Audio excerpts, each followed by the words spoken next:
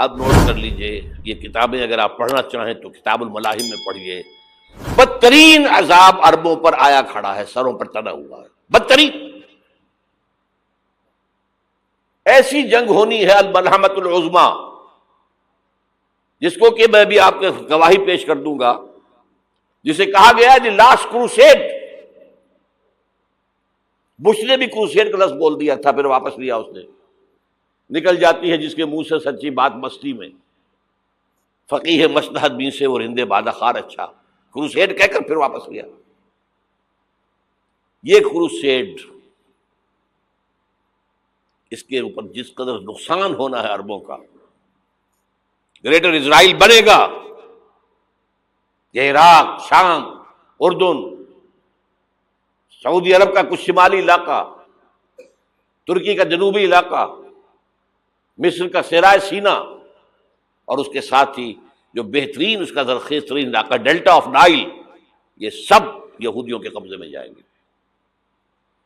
اس کو حدیث میں کہا گیا الملحمۃ العظمیٰ.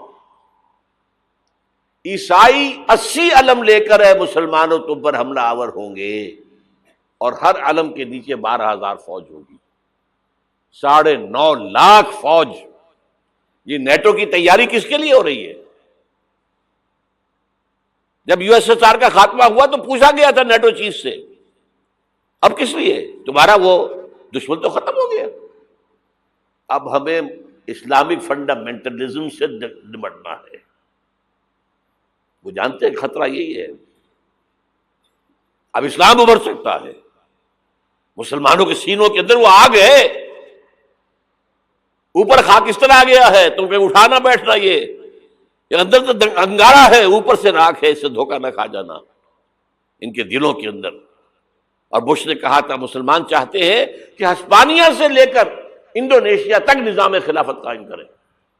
اور میں حیران ہوا تھا کہ اس کمبخت کو ہسپانیہ کا خیال کیسے آ گیا. ہمیں تو کبھی آتا ہی نہیں، اب ہم تو بھول گئے. وہ تو 500 برس پرانی بات ہے، جبکہ وہاں سے ہمیں نکال دیا گیا تھا. اگرچہ اقبال نے کہا تھا ہے ارض فلسطین پہ یہودی کا اگر حق، ہسپانیہ پر حق نہیں کیوں اہل عرب کا. ہسپانیہ میں تو 800 سال حکومت کی مسلمانوں نے، اور ابھی 500 برس سے گزرے ہیں نا.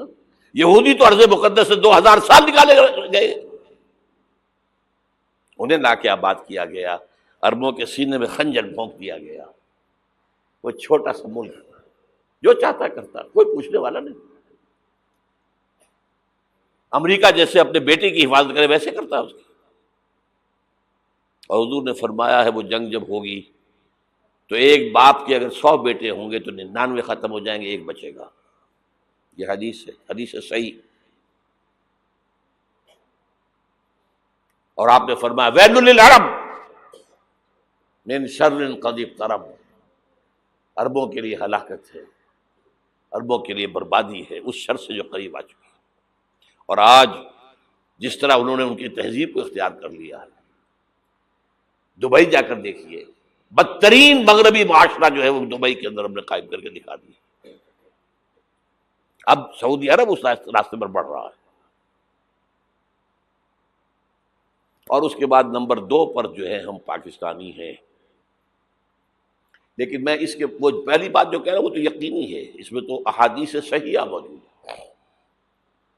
اگرچہ اس کے بعد پانسا پلٹے گا، پھر حضرت مہدی کا ظہور ہوگا، حضرت عیسیٰ کا نزول ہوگا، اور وہ گریٹر اسرائیل گریٹر گریو یارڈ بنے گا یہودیوں کا. ایک ایک یہودی قتل ہوگا اور دفن ہوگا. یہ بات میں ہونا ہے، میں پہلی بات بات کر رہا ہوں. وہ پانسا پلٹے گا جب پلٹے گا. ابھی جو سامنے ہے وہ کیا ہے؟ جس ملحمۃ العظمیٰ کہا حضور نے، جسے آرمگیڈون کہتے ہیں عیسائی. آرمگیڈون کی اگر کہیں جا کر آپ دیکھیں گے، آپ ڈکشنری میں مانی تو کیا لکھا ہے؟ A very big war which will be fought between the forces of evil and good before the end of this world. اس دنیا کے خاتمے سے پہلے خیر اور شر کی قوتوں کے درمیان بہت بڑی جنگ ہوگی. ارمجدون اسے کہتے ہیں عربی میں، اور آرمگیڈون اسے کہتے ہیں انگریزی کے اندر. اور یہ بائبل کی آخری کتاب کے اندر ہے، جو اس میں کہ مکاشفات یوحنا، ریولیشنز آف سینٹ جان. یہ تو میں کہہ رہا ہوں یقین کے ساتھ، اور زیادہ دور نہیں ہے، آیا چاہتا ہوں. اس لیے کہ یہودیوں کا اور عیسائی جو کنزرویٹوز ہیں، نیو کنزرویٹوز، ان کا 5 نکاتی ایجنڈا ہے متفق علیہ، جس کے تحت کہ یہ جنگ صلیبی شروع کی گئی ہے. وہ سن لیجئے آپ. آرمیگیڈون نمبر 1، گریٹر اسرائیل قائم ہو جانا اس کے نتیجے میں نمبر 2،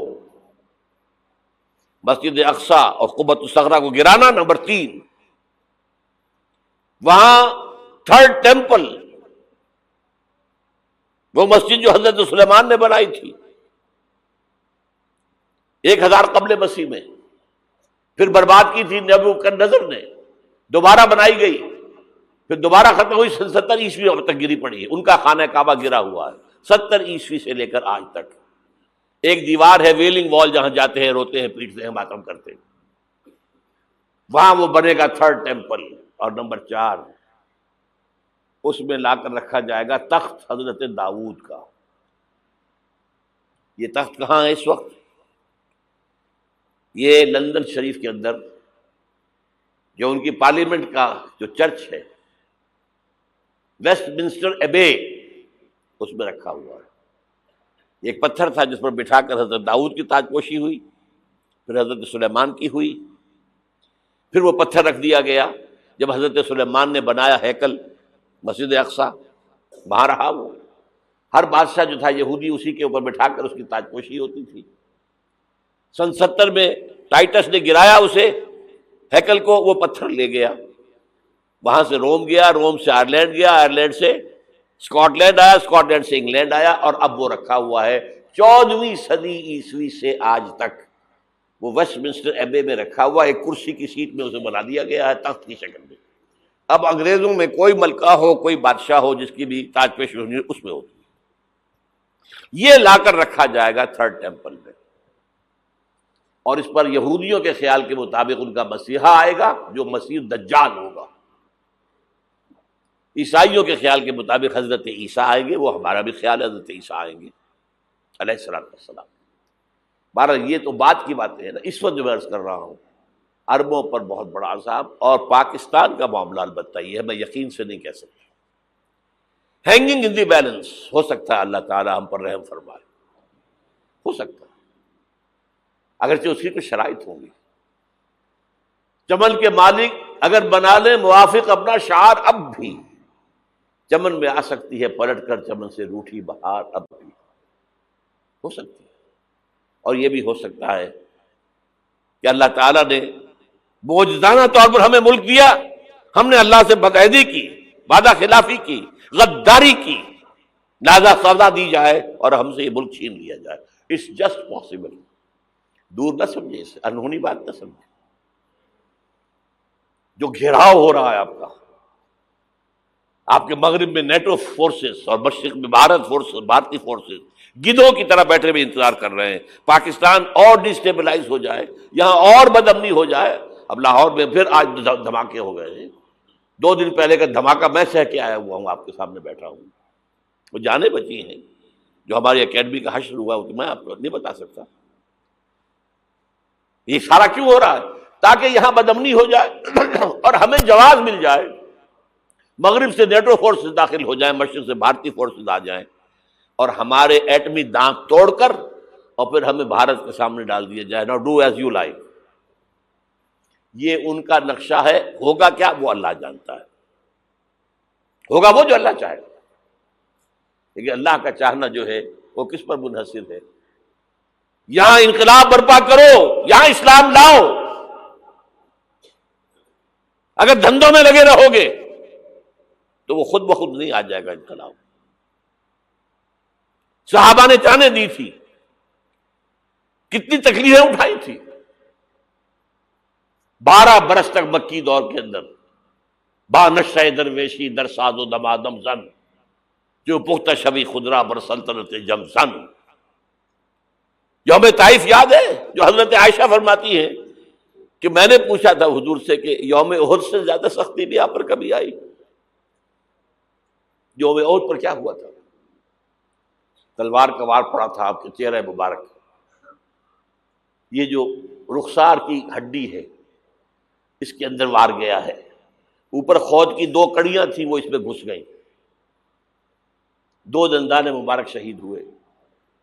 وہ خود کی کڑیاں ایک صحابی نے اپنے دانتوں سے پکڑ کے کھینچنے کی کوشش کی، دانت نکل گئے، وہ نہیں نکلی، کیا جتن کر کے نکالی گئی ہوگی تو خون کا فوارہ آیا، اتنا خون گیا ہے کہ آپ بے ہوش ہو گئے، گر گئے، اور مشہور یہ ہو گیا کہ آپ کا تو انتقال ہو گیا، شہادت ہو گئی۔ یہ سیرت کبھی پڑھی ہے؟ حضرت عائشہ کے ہوش کا تو یہی دور تھا نا، یوم طائف میں تو آپ کی کیا تھی، بچی تھی، انہیں کیا پتا کیا ہو رہا ہے حضور کے ساتھ۔ 3 دن تک حضور مکے کی گلیاں اور وہاں کے اوباش لوگ پتھراؤ کر رہے گئے تھے اس امید میں کہ شاید وہاں کا کوئی سردار ایمان لے آئے، تو یہاں تو ابو طالب بھی فوت ہو گئے، یہی دنیاوی سہارا تھا، خاندانی سہارا تھا ابو طالب کے ذریعے، اور گھر میں ایک دلجوئی کرنے والی رفیقہ حیات تھی، وہ بھی، ان کا بھی انتقال ہو گیا۔